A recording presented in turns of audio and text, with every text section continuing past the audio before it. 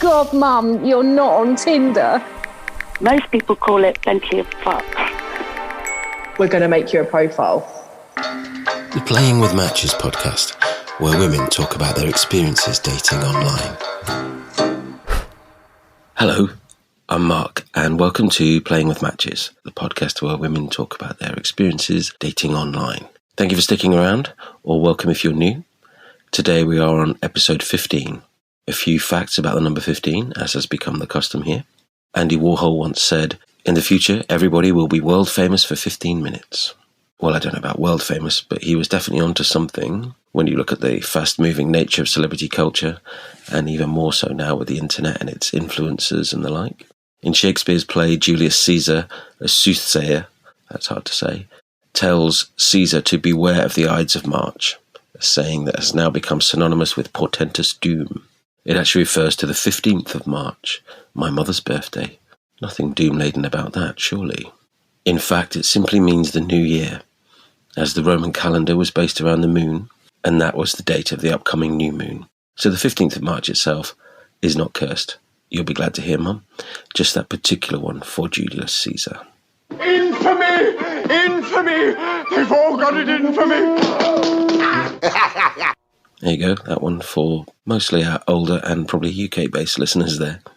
On with facts about the number 15. The 15th wedding anniversary is known as the crystal anniversary.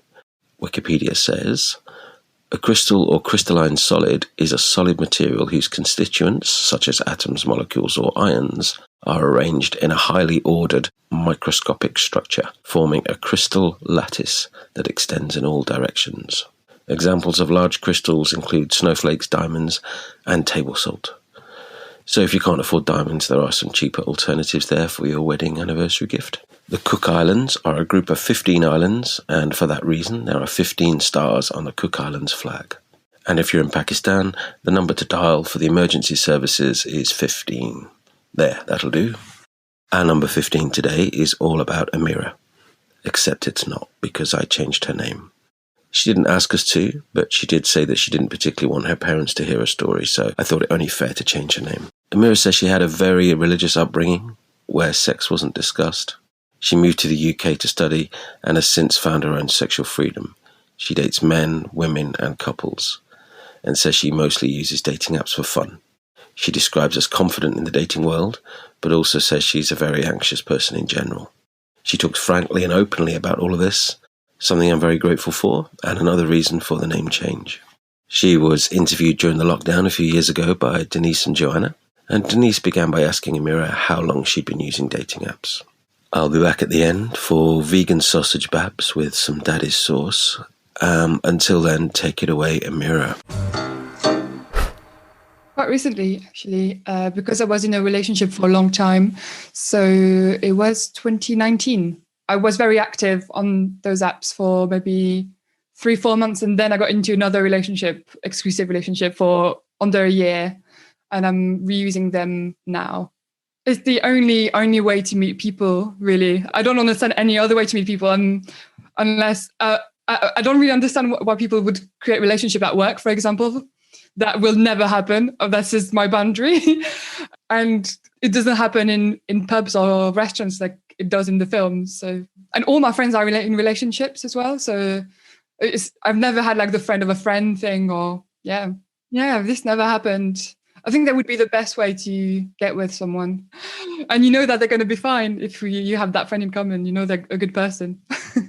Both my long-term relationships were just we met organically, actually. So no, it does happen. It does happen. But no, what I meant is that I've been using the apps for casual sex, really, like never to find love.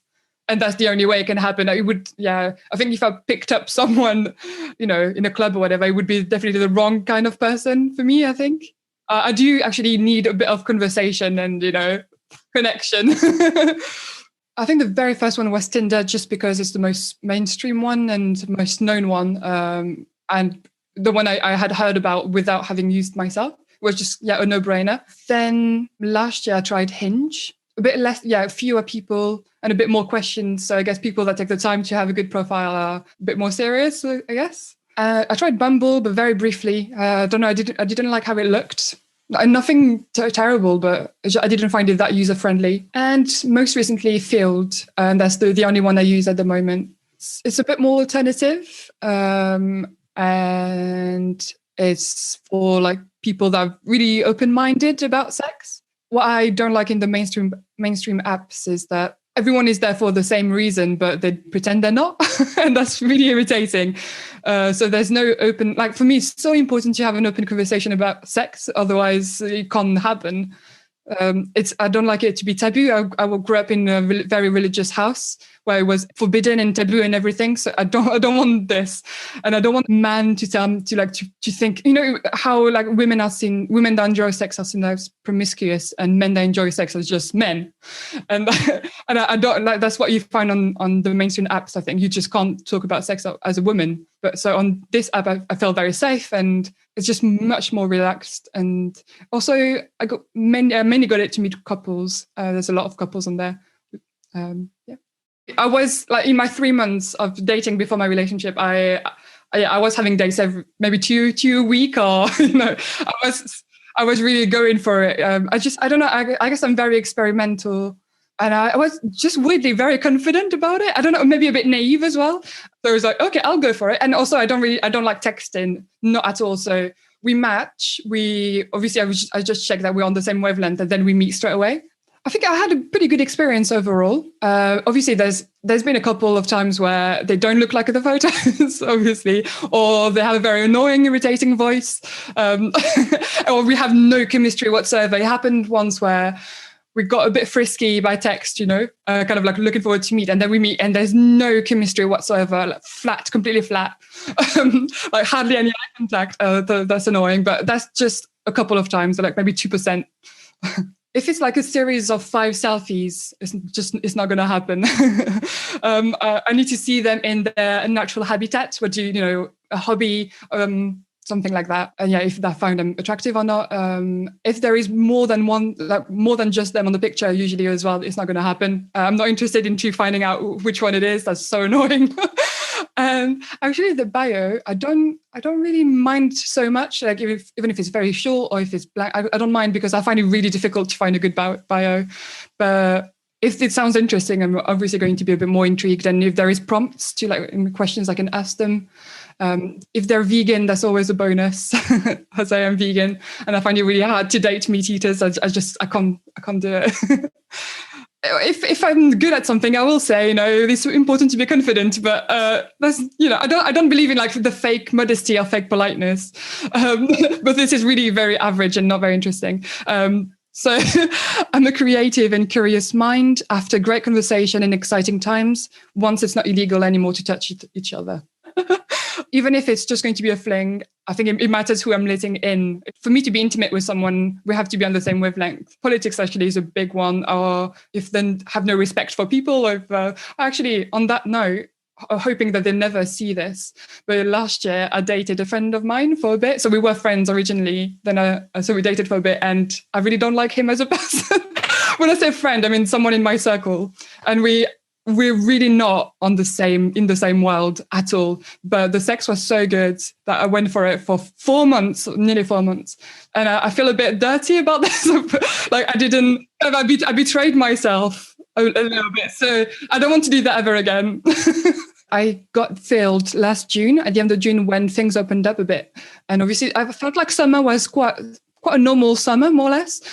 I'm aware that we were supposed to still socially distance with people outside of our bubble, but I didn't, basically. So yeah, I was dating that friend of mine regularly, and yeah, just kind of had a bit of fun. So didn't see any difference for me, really.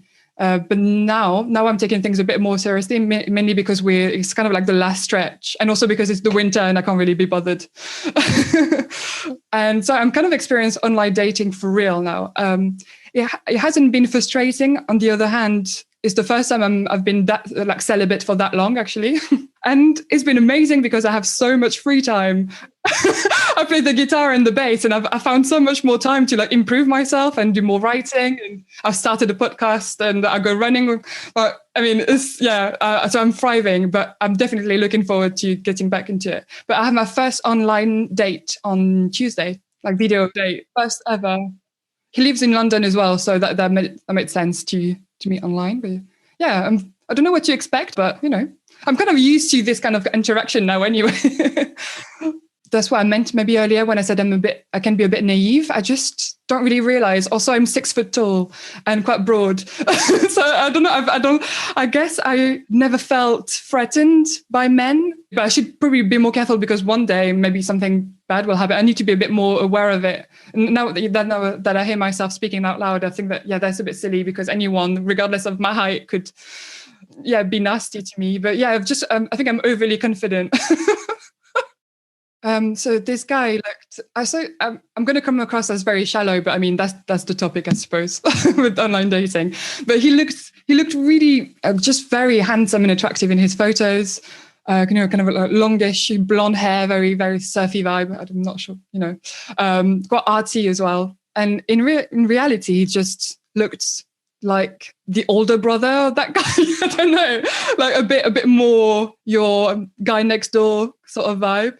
But not only that, but he had a very, very nasal voice, which was just so irritating. And he was a stand-up comedian, so you'd think that you'd have charisma, but had no charisma whatsoever.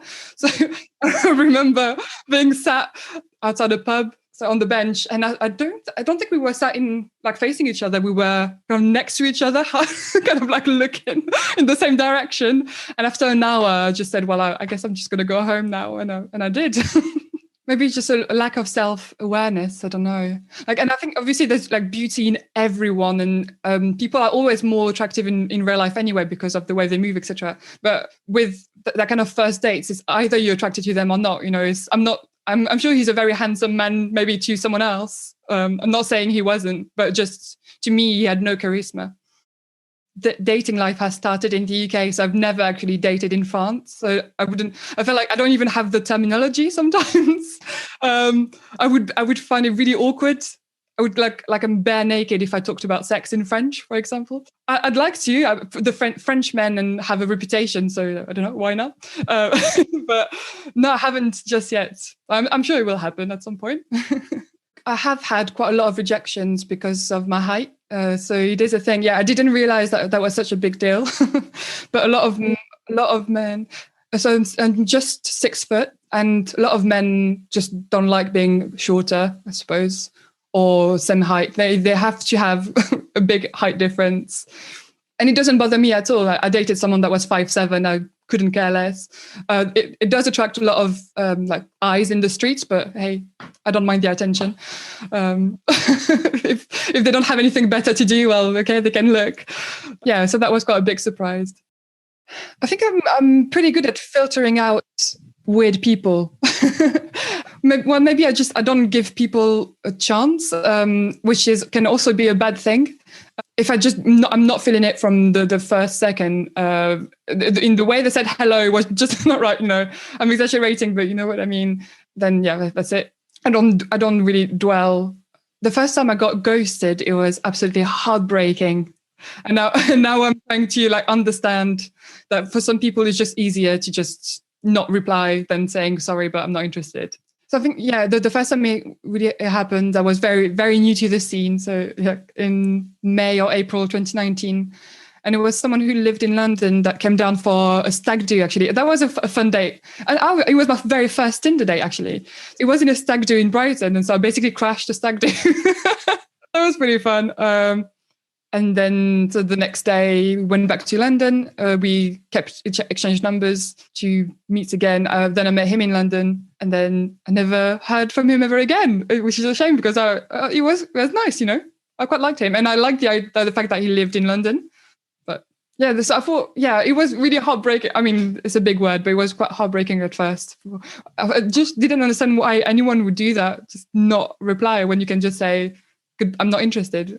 Or block me. So I wasn't even blocked. I could say so that just make no sense.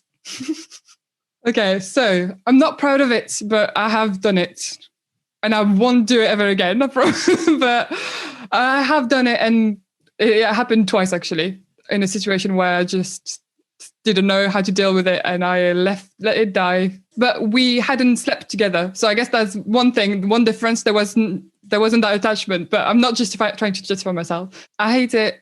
And I'm not going to do it ever again. I'm sorry. But no, honestly, there's nothing that can excuse ghosting. If you're going to be dating, it's part of the contract. I think of like, you have to just find the words, take your time. It doesn't have to be straight away, but there's a way of saying goodbye to people. And actually, that second person I have ghosted, we bumped into each other in the streets a couple of weeks ago. And she was super nice, actually. She could have just, seen me and then be like, fuck this girl, I'm all. But she came to me and we had a chat and it was really nice. So I don't think she was holding any grudges. But then when I got home, I wanted to send a text to say, hey, it was nice to you. But then it just really died down really quickly. So I think she sent me a message to say that, like in between the lines, it meant, nah, it's no point trying again. So it's okay. Yeah, I once bumped into someone I had a fling with at the swimming pool, and I thought it was just a little bit embarrassing. I don't know. So when I was saying earlier that I don't dwell, I even go as far as deleting numbers. I think maybe, I don't know if I should keep doing that. I think I burn bridges too fast. I should probably just kind of like take a step back and relax about it. I don't know. So I'm a very anxious person, and when I do that, so if I block someone or delete a number, it's like a weight off my shoulders, and it's like it doesn't exist in my life anymore, and I don't have to think about it. So I always delete everything and clean my gallery or all the time. I really don't like dwelling or clutter or anything like that. I date for just a good time and experience rather than a relationship. I guess with two people, it's just twice as much work, and you have to connect with two people at once. And I'm so lucky I've only had good experiences, touch wood. But what I like with couples is, so it's usually obviously their home and their kind of project. I don't know if it's the right word, but I'm kind of the guest in their experience. So I'm always really well looked after, and it always went well. I once had a threesome with two singles. I haven't talked to the guy after that since, but I'm really, really good friends with the girl, like very, very good close friends. And I think that's just amazing. Like the sisterhood that was just really random, but yeah. So that was Amira, although it wasn't, of course. Some really interesting stuff there. I like the fact that couples take care of her when she goes to visit them. I'd be interested in the couple's take on that experience. When do you decide to add another person to your bed? How does that initial conversation come up? Is there always one person who's more into it than the other? Do let us know. I loved her attitude when it comes to partners. As a 6-foot woman, she doesn't care if people stare at her when she's walking around with a 5'7" boyfriend, for example. And I like to think she's wearing huge platforms too, just to accentuate the difference. It's been a couple of years since that interview. I wonder if she's still having fun on apps, or if she's in a couple or a throuple, if that suits her. I get the feeling that one person was more than enough though for her when it comes to becoming exclusive. So there we go. That was Amira. I'm doing air quotes on that, Amira. Thank you so much to her for her frankness and for a different perspective and a mostly positive experience on that one. And thank you to Denise and Joanna for the interview. And finally, I have an email I'd like to read to you. This is from Jalima, and it says, and please forgive my pronunciation on some of this. How are you? Hopefully this my message find you in good health. I got your details on the internet during a serious search for a trustworthy personality.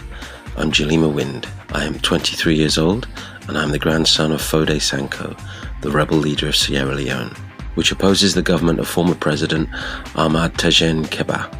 I am currently in Porto Novo, Benin, due to the political war in my country which caused the death of my mother during the war. My father decided to deport me because I am an only child, and I lost my father on the 25th of November 2023. During the war, my late father made a fortune selling diamonds to the tune of $10,200,000. I cannot invest these funds alone, so I'm asking for your help in placing these funds under your care for investment. And I would like to add here that if you agree, 40% of the total value of the fund will be yours. Wow, $4,080,000. I hope to hear from you soon. Thanks. No, thank you, Jalima. I'm sorry for your loss. I did a bit of research on President Ahmad Tejen Keba. And he is or was real, as was Jalima's grandfather, the rebel leader, Fode Sanko. I apologise if I'm not pronouncing these names correctly. So it all sounds totally legit. I guess I have a couple of questions. Firstly, are you safe, Jalima? Are you okay? And secondly, is that in US dollars? Because I see the currency of Sierra Leone is called the leone, and the current exchange rate is about 21,000 leones to $1 US. So 4 million leones would come in at just under $200. So that's quite different to the 4 million. So I just wanted to clarify that. It does say dollars in your email though, so I am very hopeful, and I mean, this is really great news, and I will keep you all updated. Lovely. Well, if you'd like to get in touch with the show, you don't need to offer money like Jalima. Just tell us about your experiences or any other thoughts on the show. Our email address is playingwithmatchespodcast@gmail.com. There's a link to that in the show notes, and a link to our Facebook page, and to a video trailer for Playing With Matches. So that about wraps us up for this week. Thank you all so very much for listening. And until next week, good luck out there and on there. Bye-bye.